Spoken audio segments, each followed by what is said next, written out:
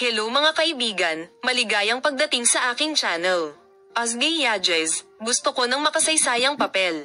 Gumawa si Asgay Yadges ng isang espesyal na shoot para sa Hello Magazine sa New York, kung saan siya nagpunta para sa mga internasyonal na parangal sa Emmy. Ipinahayag ng sikat na aktor na gusto niyang mag-portray ng mga karakter na magtutulak sa kanilang mga limitasyon.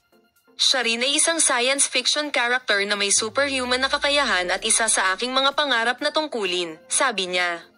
Lumahok si Asgay Yadges sa 52nd International Awards Ceremony na ginanap sa New York kasama ang TV series na Sapphire.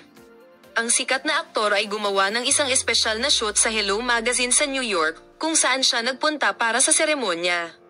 Sinagot din ni Asgay Yadges ang mga tanong tungkol sa kanya sa panayam na ibinigay niya pagkatapos ng shoot.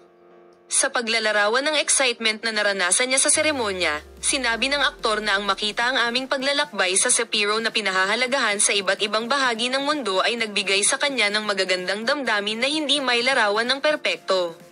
Sinagot ni Asgay Yadges ang tanong na, aling iba pang mga red carpet ang gusto mong makita sa iyong sarili maliban kay Emil tulad ng sumusunod? Ipaparating namin sa iyo ang mga detalye ng paksa. Makita ka sa mga bagong video.